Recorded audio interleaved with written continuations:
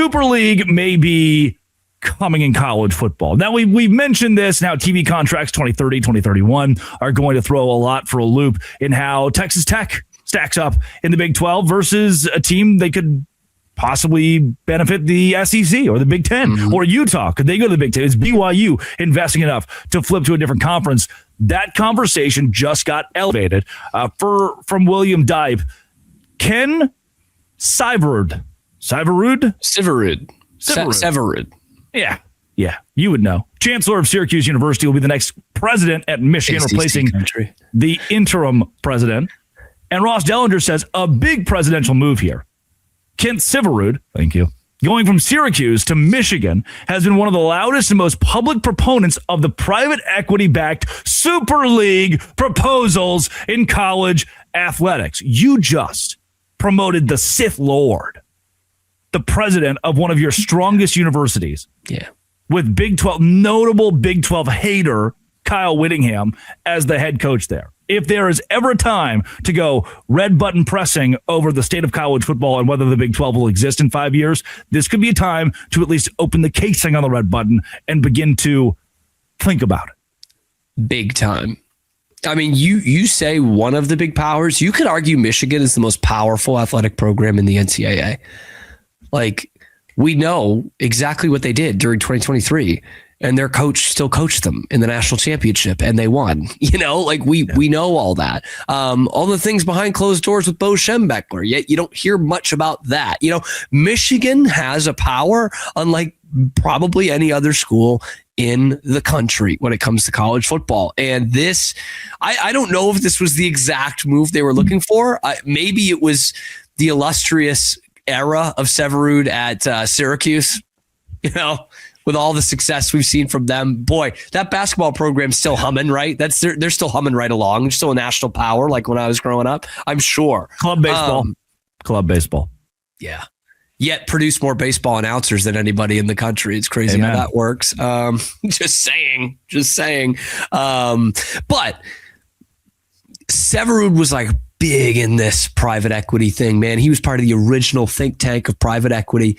And that's what's going to get this Super League going. Those two are hand in hand. You don't have one without the other. And it would just be the magnum opus of the things we don't like about college sports right now. Like, bringing private equity in here, which of course the Big 12 has done a bit of and Utah's doing. And I'm just sitting there thinking, oh yeah, like the last time that worked when, private hands were kind of all over the NCAA, AKA the transfer portal to a certain extent, but really NIL. Like that's working out really well. That's evening the playing field. That's got everyone on the same page in college football. So naturally what we need is more private funding. We need more private people with their hands all over college football. That is exactly what we need. And yeah, man, it is coming for the Big 12 in a bad way. It's coming for most of the ACC in a bad way. I don't know if it'll come for the bottom half of the SEC or the Big 10, which are worse, arguably, most years than the bottom half of a conference like the Big 12. Yep. But here we are,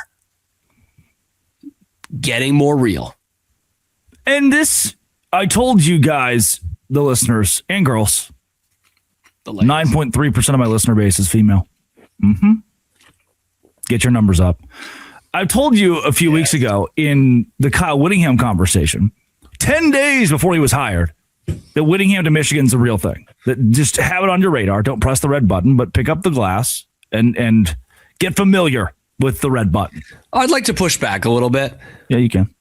Yeah, I have a smaller female audience, but you don't know them, okay? They've all got advanced degrees, bombshells, well-spoken. I'm just saying, quality, quantity, however you want to take They're devoted to you. They're daily listeners. They're big. They're big. They're big. Like, they're big in that audience, man. So this is the same thing as the Whittingham situation 10 days before where I say, hey, that's what we were doing. Yeah. Don't,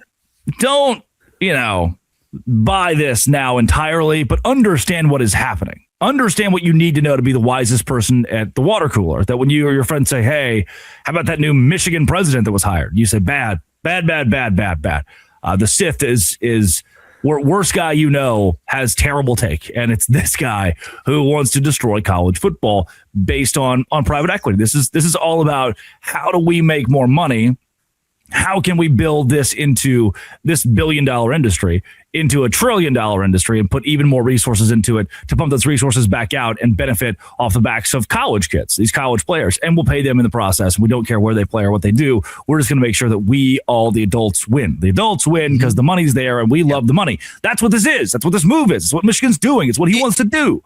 It's exactly it. Like, these are investors that see that here is a product, college football specifically, that cannot stop making money, just can't stop making money.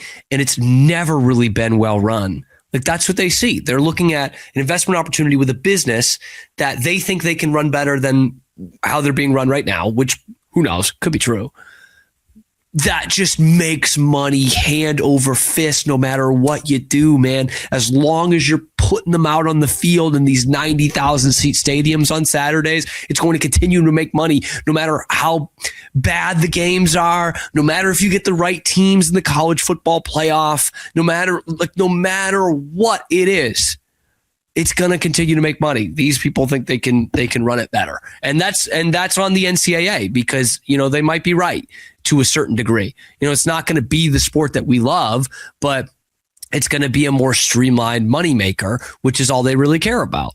And yeah, it's going to suck for pretty much all of us in the Big 12. Yep. Pretty much all of us. Maybe one or two of you sneak in. And this is a compliment to Texas Tech and to Utah and to BYU and to maybe TCU. There are brands in the Big 12, Arizona. There are brands in the Big 12 that will make a case for this. That will say, hey, pick me up, SEC. Let's go do this, Big 10. Come get me. And there will be an opportunity. The door will be open for a couple of these Big 12 schools to make that jump. I do believe that because we have built some stable and steady elite programs at the very top. Houston, maybe because of basketball, they'll be valuable. Like, imagine Houston in the Big 10. They play kind of that rock fight style of offense and football, or just of football in general. Basketball, as elite as it is, they bring a lot of, and they have the market. They bring a lot to desire. There are reasons Big 12 schools would be valuable.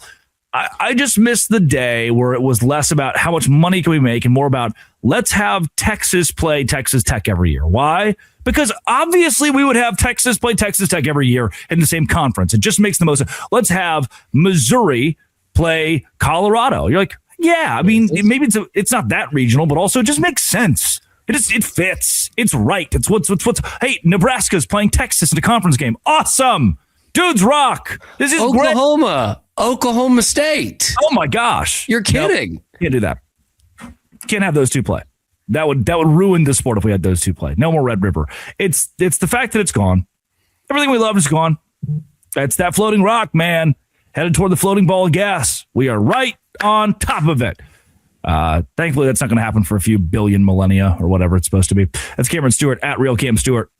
Also, sometimes on the Drake Toll Show on Westwood One. Won't tell you who he is. Don't know. Tell you who he is, but every now and then he's on there.